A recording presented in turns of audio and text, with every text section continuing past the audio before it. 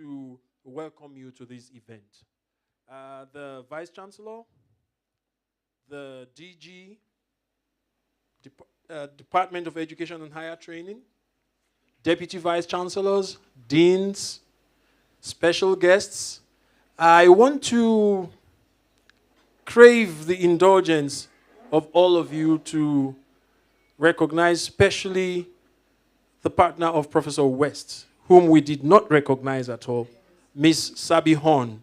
Please put your hands together for her. We saw you.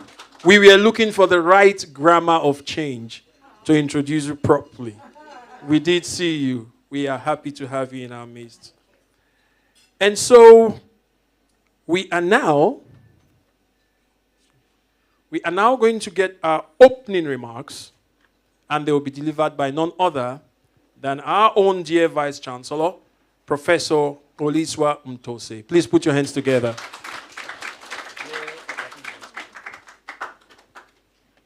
Program Director, Dr. Pome, this has really created an opportunity for you to even say clicks beautifully as you say them. Thank you.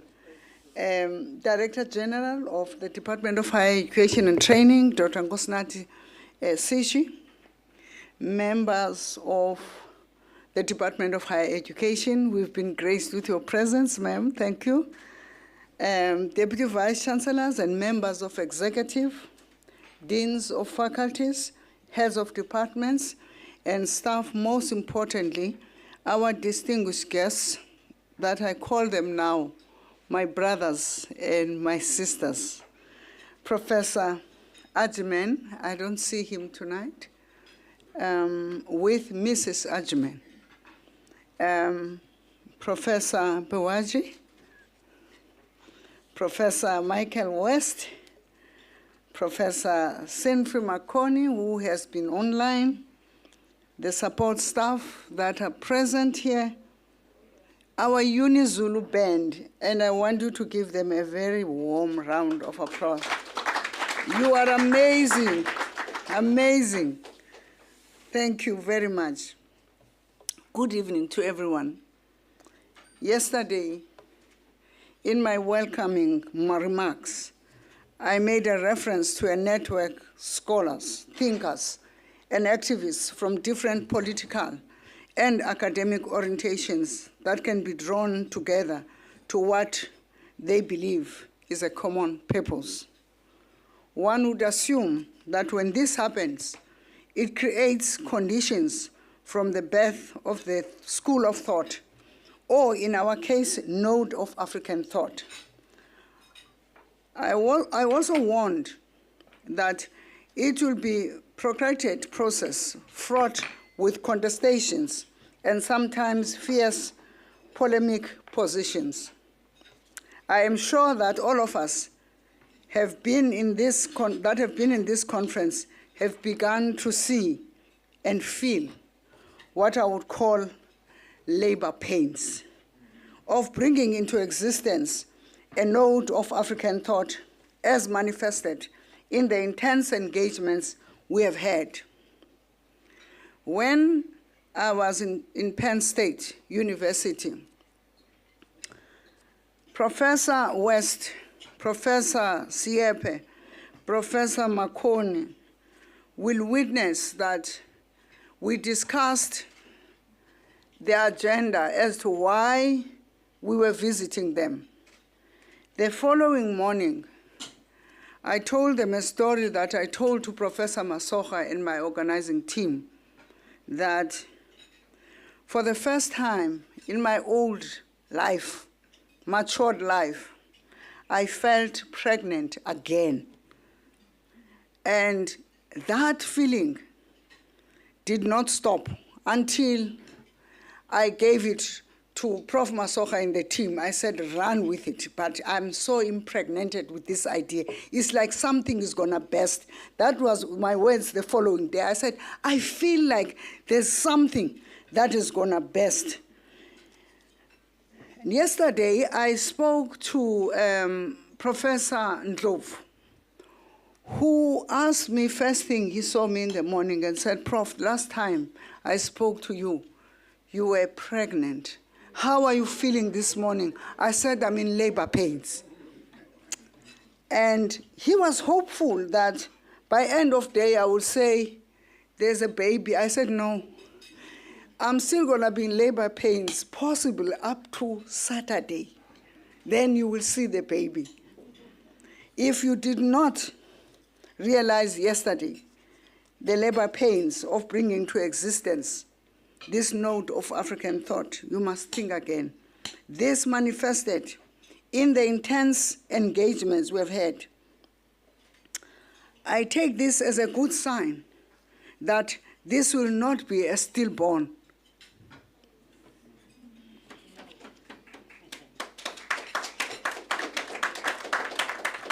That's Professor Ajman and Mrs. Ajman. I take this that I'm still in labor pains today, that it will not and it shall not be a stillborn. This is going to bring life, not only at the University of Zululand, but to not only in South Africa, but in the global, as Professor West would proclaim. So today, I want to proclaim that this is a step which I hope we will look back in awe. In the last 2 days, many words have been said, which have filled me sometimes with trepidation. Words like bold, ambitious, and revolution have been thrown around with a sense of nervousness, doubt, and anxiety. I also have heard big words covering a range of ideas that range from concepts such as epistemicide, justice, to epistemic revolution. Professor Masocha, look at me when I say these words. Feel like I'm educated. I don't know where. There was a professor here that I think it was Dr. Okume that has got a problem with these words. But look at me, don't I look like a VC when I say them? And a professor. These words were uttered not so much to discourage this initiative that the university has embarked on, but more as a warning and an indication of enormity of the task. That's what I received. In other words, I was being reminded of the immensity and the scale of the challenge. But I'm not scared. The dinner that we have tonight is significant in a number of ways. It comes at a time when the University of Zululand has decided to take this bold step, a step of inaugurating the idea of placing African thought at the center of the university's academic project. I'm, however, uncomforted by the words that were uttered by our founding president, Nelson Rolihlahla Mandela, remarked, open quote, "The time comes in the life of any nation when there remain only two choices, submit or fight." And I think we have decided in this conference, DG, to do the latter, that we fight. That time has come to South Africa. We shall not submit. We have no choice but to hit back by all means in our power in defense of our people, our future, and our freedom. Masocha, I'm still in labor pains because I know I'm going to be challenged by these words, but I will not take them back. What I find particularly uplifting is the evident high-level commitment of our Vision 27, from the brilliant address by the minister, who, as one of the delegates here, referred as having prescribed the syllabus for a node of African thought. The minister's speech stretched and enriched our imagination by asking us to think about developing and encompassing transdisciplinarity in the implementation of a node of African thought. This idea was echoed by one or two other speakers. Also exciting is a variety of ideas emerging about the nature of the node and what it should be known for. A number of suggestions expressed included, but not limited to, 1, a center of African thought, a center of diaspora studies, a center of Black African cleansing, and others.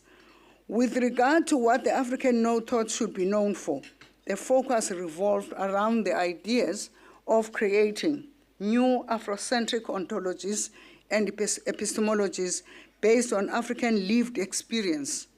Number 2, developing a composite African language as a vehicle for reclaiming Afrocentric identities.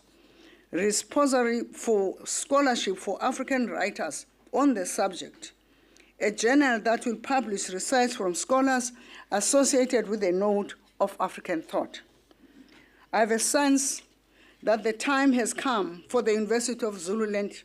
The history has been so kind to impose this challenge on a collective shoulders to do what every few, if any, universities have done to transform themselves into an authentic African university. This step would have to be would not have been possible without the support of Council of the University of Zululand. I want to thank the Deputy Vice Chancellors, the Deans of the faculties in working with me as we take this very important step. This inaugural conference on African thought would not have been possible without the support and contribution of our international guests, which today in my introduction I said, there are no more guests but my brothers and sisters. We feel honored to these eminent scholars who have thrown their weight behind our initiative. Their presence has assured me that we can never go wrong. In the last 2 days, I've never been so encouraged and have never felt so confident that we will not walk alone.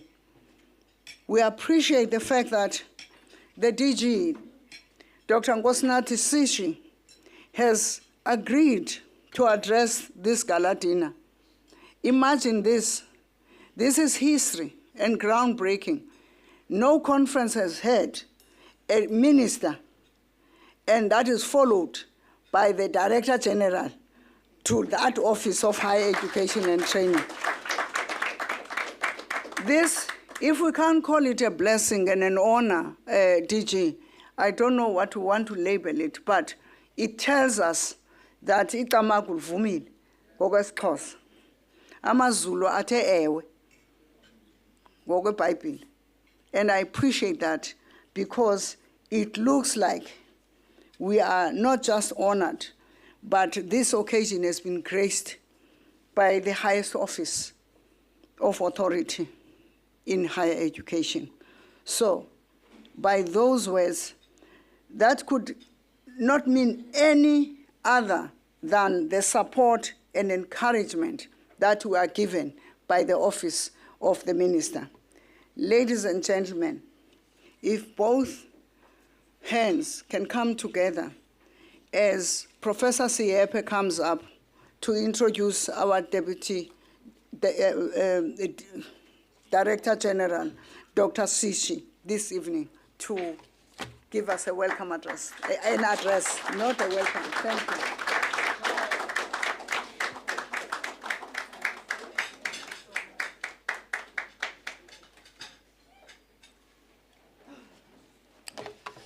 Colleagues, I don't know why I'm abused. I think the VC could easily have said something about Dr. Sishi, but that's the nature of it being a deputy.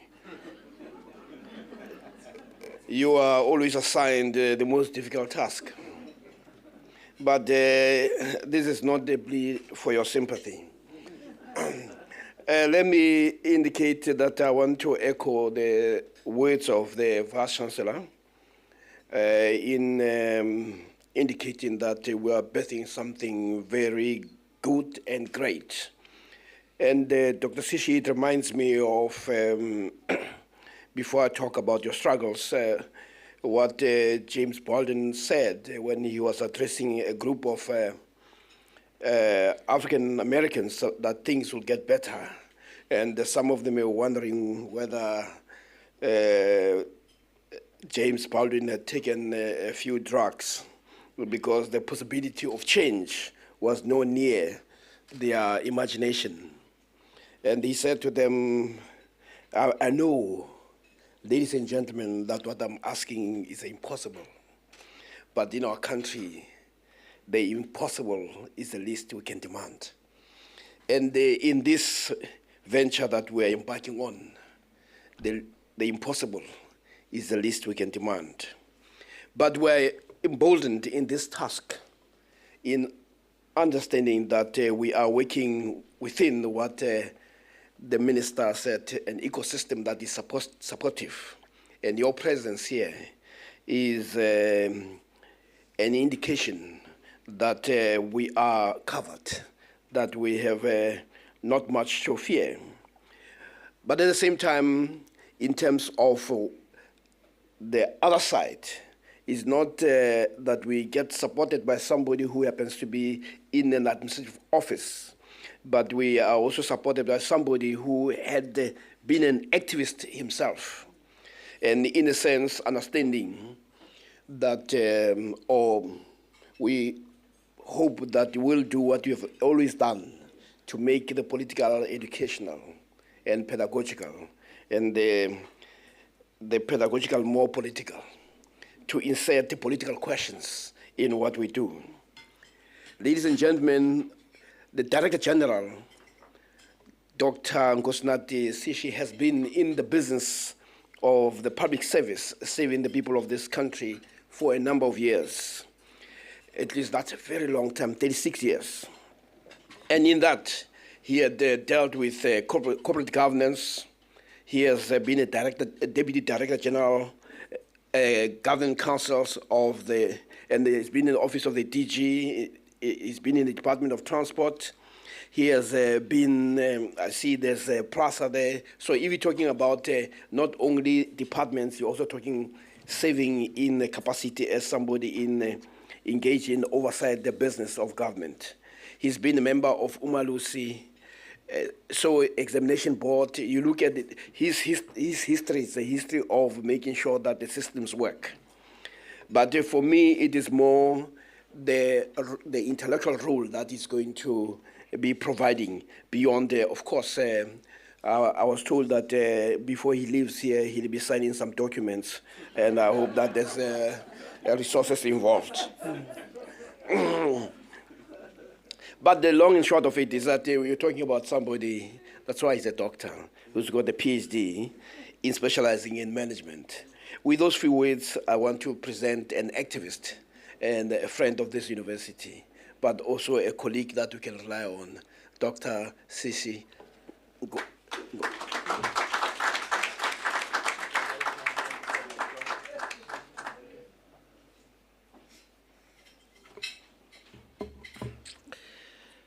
You are very kind. Thank you very much, Prof. Such kind words of introduction. Thank you very much. Professor Mtose, the Vice Chancellor of this great institution.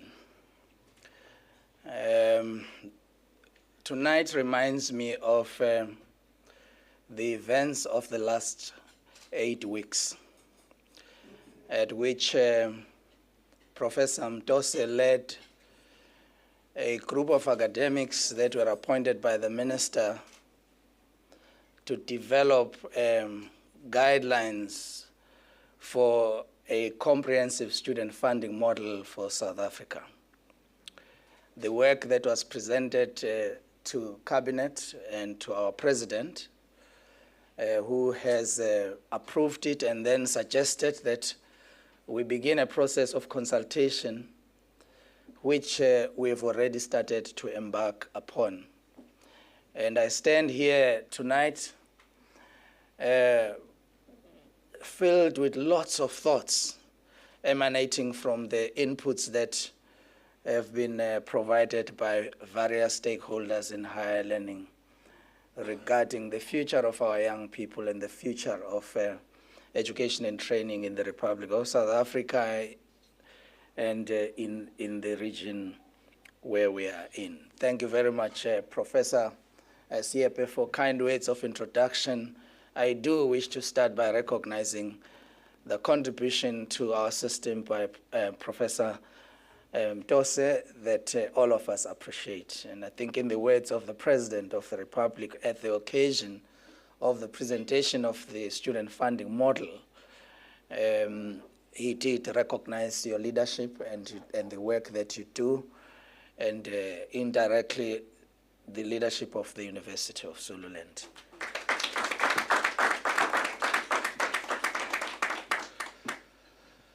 I wish in absentia to recognize the Chair of Council, Ms.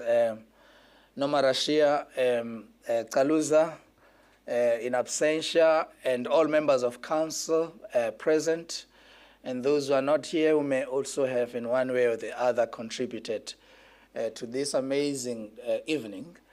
It involves a lot of people. It is the work that no one individual can on their own see through, and therefore a lot of people need to be recognized for the contribution that has been made that led us to this amazing evening. Ladies and gentlemen, allow me to also recognize all scholars present, local and international, that are here with us today. I've had the opportunity to follow through social network and the media, the proceedings, of the last 2 days, and I'm honored that at this evening I'm here to present my own contribution to this amazing work that have started. Good evening, ladies and gentlemen. Good evening to all our distinguished guests, our esteemed thought leaders present in this evening. I'm honored to be invited to deliver a keynote address at this gala dinner of a great institution, a great university that I'm proud to declare that I'm the graduate of this institution as well. I wish to congratulate the leadership of the university for advancing scholarly engagements of this nature, but most importantly, the courage you have demonstrated in the theme you have selected for this conference that is focusing on the epistemologies of the Global South, pursuing a paradigm shift away from the colonial intellectual model which has alienated African universities for many years.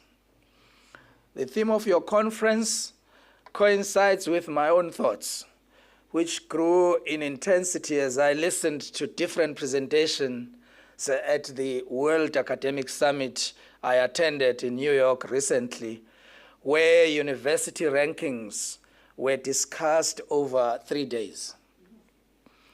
Whilst the discussions were heated at times, what struck me literally and figuratively was an official at the summit who advised me that I cannot attend one of the sessions because it was reserved for northern participants. The statement punctured my expectations around noble promises of equity, transparency, and transformation, which lured me to the summit. Let us be frank. Rankings have attracted mixed reactions over the years, and they have in many ways relegated African universities to the periphery of centers of excellence. Proponents of rankings maintain that they help to identify and pinpoint areas of strength and weaknesses for specific institutions and national systems. They argue that rankings accentuate areas of excellence where they are prevalent and that they help to identify possible collaborative partnerships. At the conference hosted by the British Council, our department recognized these attributes and acknowledged that they inform us about the quality of education and the research offered by higher education. However, the department also recognized the dangers of rankings, including their propensity to advance global inequalities, reinforce existing hierarchies, promote discriminatory practices through a selection of narrow indicators, such as those that reward high-performing institutions which exclude poor-performing students who need more help and instead focused on pursuing higher rankings or embellishing their research publications profiles with the names of externally located prominent researchers who make no contribution to the internal quality teaching and research demands. These observations, ladies and gentlemen, should not be viewed as objections to rankings. Rather, they advocate for more critical reflection on the ranking systems the world over. Rankings have been portrayed as no different from beauty contests, where those who have significant funds are able to promote themselves better than those who don't. This begs the question, how does a well-performing university in Egypt, where education was deliberately suppressed by the colonialists for years, compete with the Ivy League, MIT, for instance, which has accrued an endowment of more than $24.6 billion, or the Columbia universities, whose endowment is valued at more than $13.3 billion. The differences between the ranked universities are so self-evident, particularly where the rankings are not far apart and their positions change over a short period without much reflections on the causes of the change. The rationale for the distribution or allocation of weightings of certain indicators is opaque. Most global rankings focus unduly on research and reputation. See that with regards to, in this regard, reinforcing existing pecking orders and by default discriminate against those who do not align with the criteria framed by the ranking institutions. The selection of the indicators and weightings are essentially manifestations of value judgments of those who foreground them. It is not surprising, therefore, ladies and gentlemen, that there is a proliferation of different types of rankings which are offering alternatives to those who have dominated in this area for so long. There are also different rankings evolving for different types of institutions, world, regions, and national rankings. Reliance on certain methods, such as reputation surveys, as well as means determining an institution's value, is self-referential and self-perpetuating and overtly subjective, and invariably reputation is conflated with institutional age. So says Hazel Cohn in 2019. For example, Oxford University, which is consistently occupying higher rankings, was established 926 years ago in 1096. And Stanford University, Harvard University, and Columbia University, all of them are more than 100 years old. It is not apparent whether institutional age is separated from present performance of institutions concerned in the reputation surveys. The Times Higher Education indicated that its rankings, and I quote, reputation survey incorporates research excellence amongst peers and research income, close quote, and admittedly states that this is a controversial because research income can be influenced by national policy and economic circumstances and science subjects attract the most funds. Rankings can distort the institutional objectives of higher education through the conduct they unintentionally foster. For example, institutions do succumb to exclusionist tendencies through increasing the selectivity index or proportion of high-performing students. Rankings which focus on access to job markets or placements ignore external factors, such as the oversupply of certain skills in the market or networks of parents of the graduates. Difficulties of attracting international staff because of concerns around prestige, economic and political issues are not considered. So how do we respond to the prevalence of these alienating and persistent inclinations? As a Department of Higher Education, we have selected to remain engaging globally. We invest with greater vigor in our own public institutions, including the University of Zululand. At the regional level, South Africa officially joined the BRICS of nations in 2010 to establish a strategic platform to advance national priorities as well as the interests of the African continent at large. BRICS presents a platform to pursue foreign policy objectives which are primarily aimed at the reform of global governance, promotion of Africa's sustainable developmental goals, as well as strengthening of both political and economic relations with other BRICS members of states, as well as the Global South more broadly. The department has thus welcomed the new initiatives in the ranking institutions which incorporate the United Nations Sustainable Development Goals, particularly the goal that deals with quality education and partnerships. The department will support rankings which strengthen differentiated systems rather than marginalizing them, and avoid making comparisons on the basis of very different institutions, and engage more critically on the impact of the mainstream ranking systems on the future of higher education and the academic project.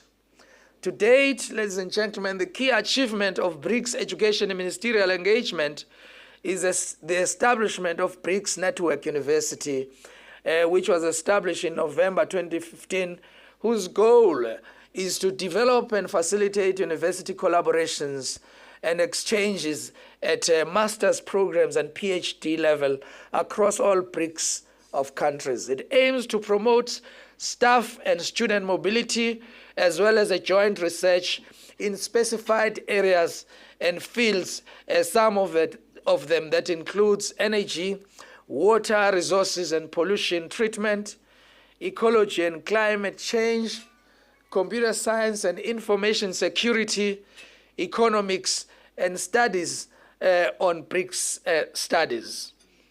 Each BRICS country has 12 universities participating in the BNU, and there are 2 universities per country that are assigned a specific thematic area for collaboration and knowledge generation.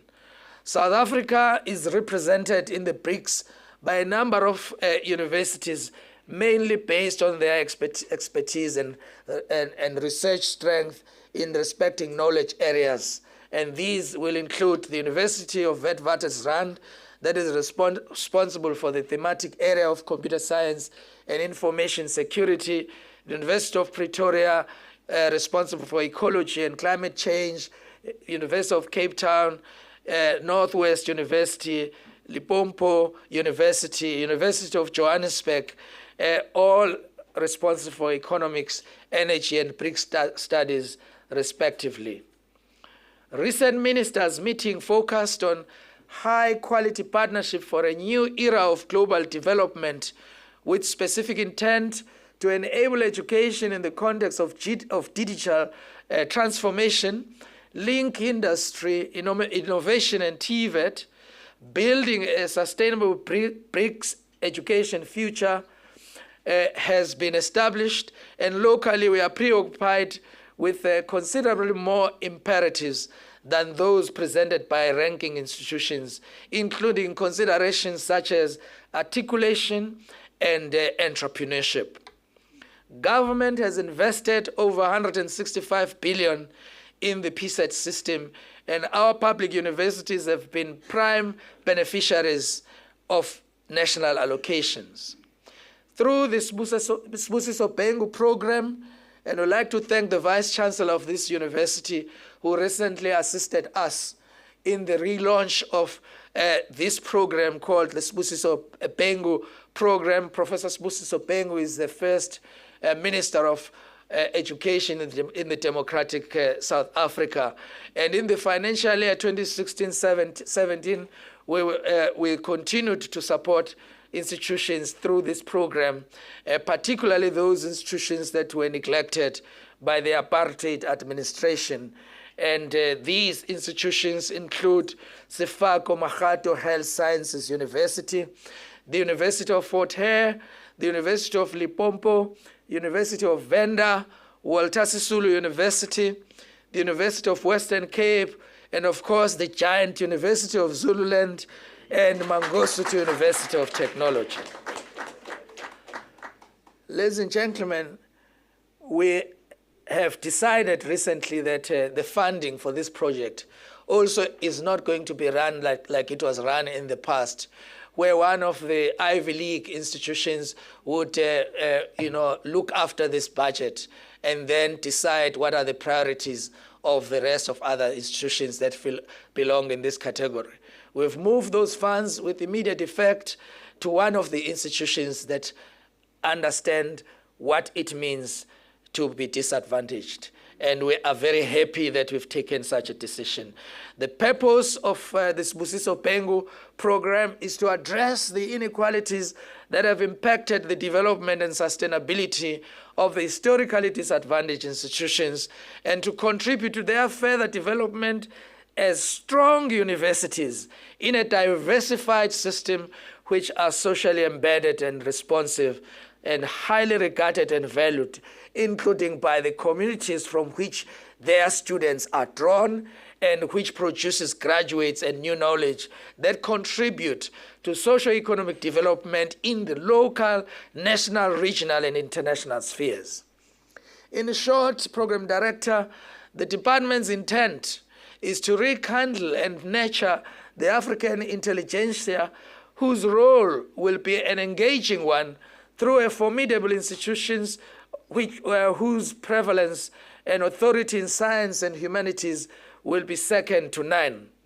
By design, the Sibusiso Bhengu program will continue to support capacity development in 7 strategic areas, and we include in this regard institutional management governance, institutional infrastructure and facilities, student experience, staff development and support, the academic enterprise, research and innovation, and the relationships and partnerships.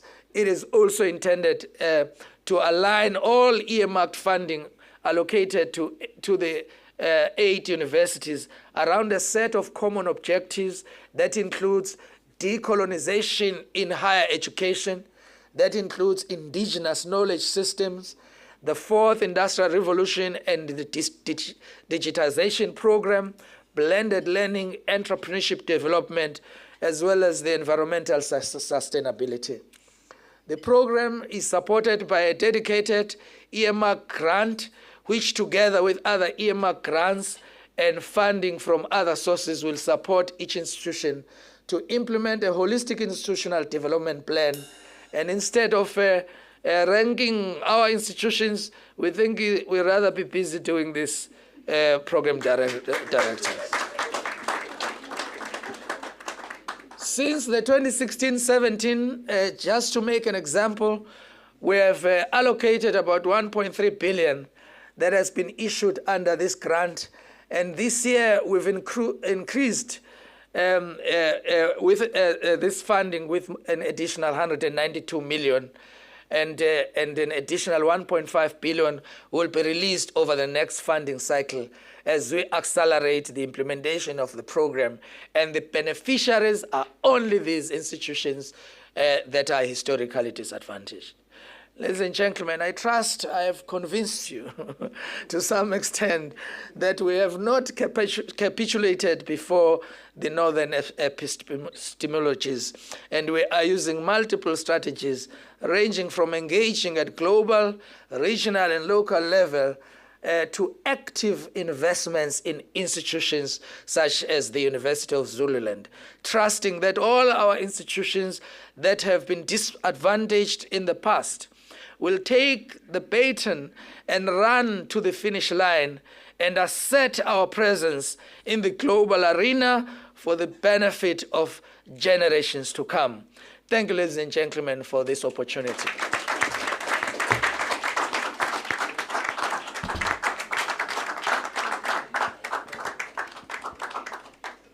One very important announcement.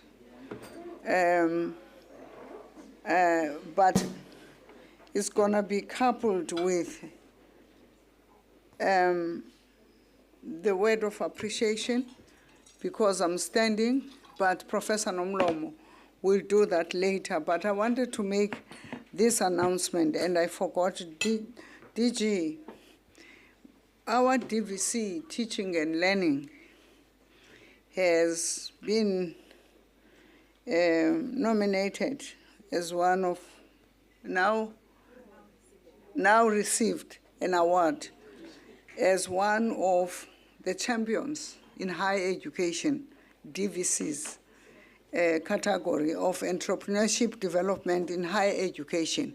That was today, so this is fresh from the press. So just to confirm that the award itself was announced as going to Professor Nomlomo, but we've got Professor Magigaba, who attended on her behalf because of this conference. We are very proud as a university because, as you rightly put it, DG, that we are not into rankings. We are into a race against the domination of our university. You can see things that fly, even in the social media. You know, yesterday, kind of disturbing things that what is happening at Zululand? Why are they all left the university alone? And now they are busy with a conference. I mean, really, who says that when you are doing something like this? So, Professor Nomlomo, you've made us proud. We are very proud that Professor Khailing and your team and Professor Mashia for the work and collaboration with the University of Appalachian in North Carolina, and we are beginning to see the fruits. So you see, Peter, when we ask for budget, we are not doing tourism. Thank you very much.